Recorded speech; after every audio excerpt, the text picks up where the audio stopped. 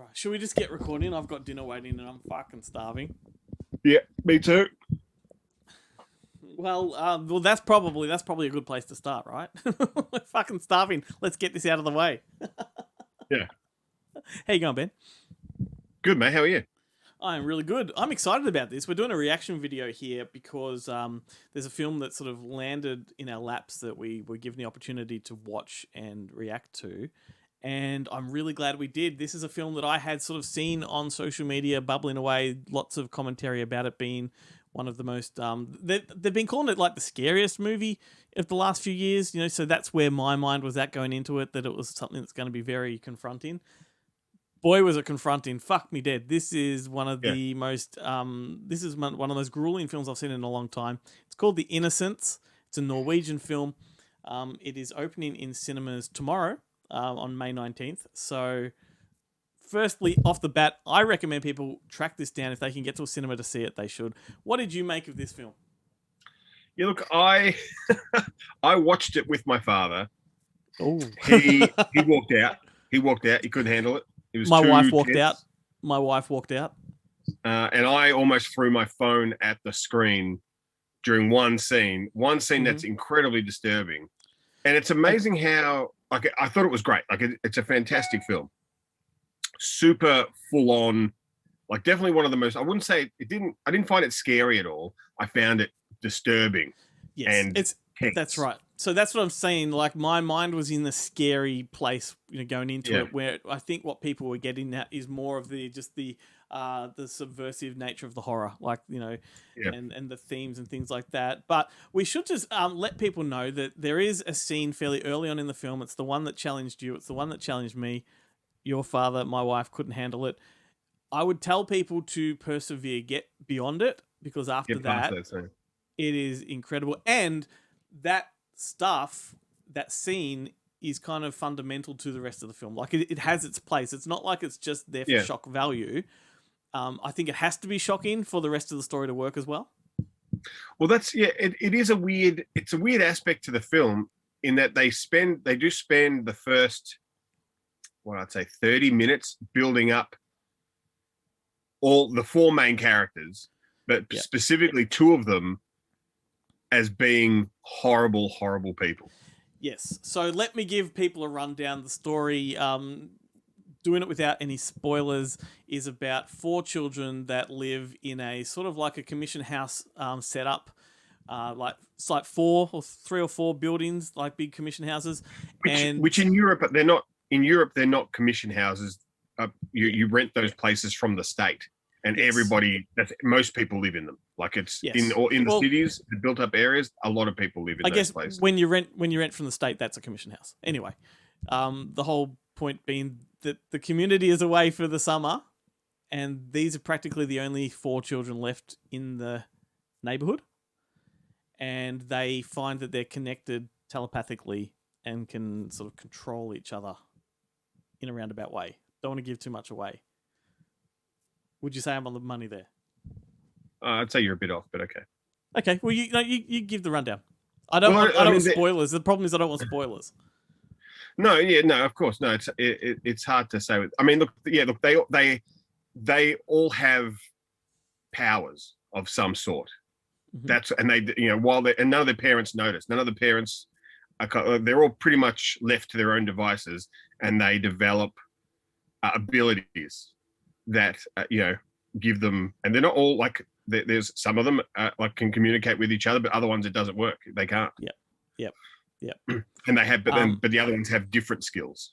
And each can get that little bit stronger depending on who they connect with the strongest. Yeah. But and that's a pretty good place to leave it as far as the setup goes, because what I love about this one is that it explores that theme of almost like, let's face it, superheroes. But imagine if you discovered your abilities and powers when you're young and you've got that mind of a child. How do you comprehend? How do you use these powers? How do you know what's good, what's bad? You know, and I think this movie speaks to childhood in a very, very strong and realistic way. And because I know there were kids in my neighborhood when I was young that did the sort of shit ass things that these kids do. Yeah, definitely. I mean, I think there is a misconception in society as general that children are innocent. Yeah. Yeah. that like people who grew up to be assholes were generally assholes when they were kids too. Like it's a personality trait that develops pretty early on. And this But I movie also, kind of yeah, highlights. but I also think like good adults have to go through a certain amount of trial and error, and that coming of age experience Oh where yeah, look, this you've got to know what's right and wrong, and you've got to make some wrong choices to make right choices. And I think that's the interesting thing. But I know what you're saying. The one kid who's the worst in this film, there's no redeeming qualities at I all. mean, look, the other one is just as bad, like if not worse in a different way. Yeah. She just changes when she's confronted with the results, with the consequences of her actions, whereas Well, the that's other right. kid doesn't care. And that's kind of where I'm coming at with, all kids kind of have to learn from those sort of actions, and or not those actions, but from making But great errors. that kid, the bad kid, doesn't care. No, he He's doesn't care at one of all. them. He's Absolutely. like a sociopath. He's 100% a Yes. sociopath. That kid. And I've got to say that the cast is predominantly kids, and they are phenomenal. The main girl, the little blonde girl or strawberry blonde girl, is phenomenal. The girl that plays the autistic girl, you'd swear she was autistic, but she simply can't have been that autistic for the way her arc goes. Yeah, I think she's acting. I think Yes. definitely acting. The thing that disturbed me about both of them is that they have white blonde eyebrows. So it looks like they don't have eyebrows, and it's freaky. But I want to leave this for people to discover, and I'm trying to think of a film I can compare it to. It gave me the same feeling that Midsommar gave me. If I was thinking of movies recently that gave me like that heavy feeling. Midsommar was one. There was a movie back in the 80s called A Short Film About Killing by Krzysztof Kowalski. That's very similar to this. Benny's Video kind of has a very similar vibe, only this film is more fanciful in the sort of the fantasy elements. But very difficult to watch, but satisfying. Yeah, it does have that kind of Henry Portrait of a Serial Killer, funny games kind of harshness to it. Yeah. And a realism in an odd way, considering what it's about. If you were to go to Michael Haneke and say, make me a superhero movie, this is what he'd make. He'd make, yeah. Like it is. And I thought, like, up until probably the credits rolled, I thought this is a one and done for me. I'm glad I've seen it. I'll never watch it again. But then as the credits are rolling and I was thinking about it, I was like, I think I really have to go back and watch it again. Like, and it's a long time since I've been tempted to watch a movie again straight after I've just watched it. Yep, and it makes me too. Of course, I will be fast forwarding through that certain scene. I was about to say that's going to be the question if I can get through that again, because it is a difficult moment to really get beyond. And it's worse if you know it's coming, I think. Yeah, totally. So, I hope we've teased people with it enough to make them want to see it. I'm just gonna read out where it's screening because it's only at selected cinemas, and the publicist who we know that put this in front of us, she would appreciate us letting people know where they can find it. In Victoria, it is screening at Lido in Hawthorn, the Classic in Elstonwick, Palace at Pentridge, and the Ballarat Regent. I am shocked that Nova aren't playing it. Yeah, totally. I'm surprised this isn't playing at a few, even like Kino and places like that. Yeah. Where are we? We've got New South Wales. You've got Palace Central and Byron Bay Palace. That's it for New South Wales. Go figure. Queensland, you got New Farm and Palace James Street. Western Australia, you got Palace Rains Square. And South Australia, you have Nova East End. So that's it where it's screening. I know Melbourne's the easiest place to find it. Yeah, it did play at the Europa, the inaugural Europa Film Festival earlier this year, I think. Yep. Look, it will be available on a platform or on physical entertainment, physical media at some point soon. But it is being distributed by Rialto, who will definitely get it out. But I do recommend people get to the cinemas to see this, if only to watch people's reaction. If you're with people watching this film, that's going to be an interesting experience. I would say, look, especially at the start, it is a film that you'd be tempted to pay attention to other things if you're watching it at home. And I would say that is a mistake.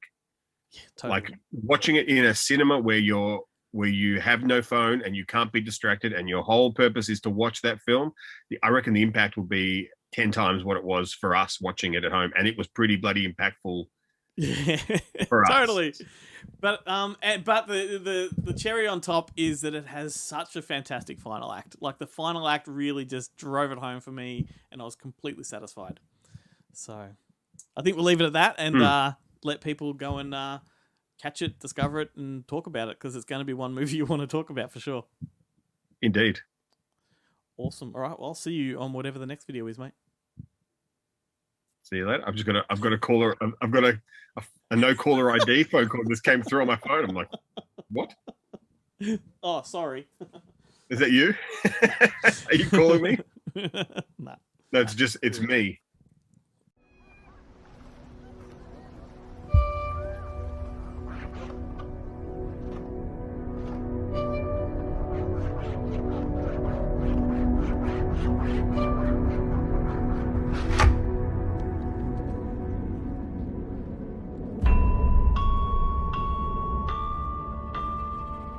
Er du ny her? Ja. Skal jeg vise deg noe? Ok. Hvem er det du snakker med? Jeg snakker med noen som ikke er her.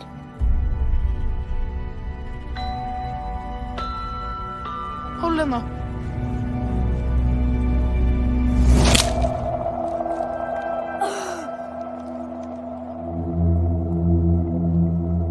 Hva er det egentlig dere gjør på når dere er ute så lenge? Er du klar?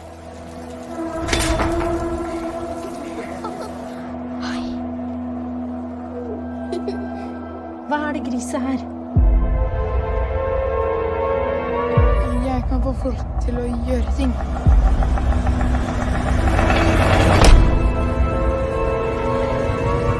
Mamma, hva gjør nissen stemme?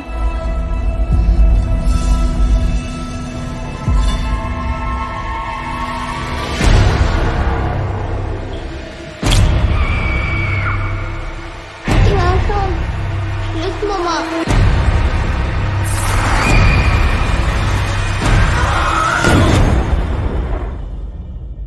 Hva var det som skjedde egentlig?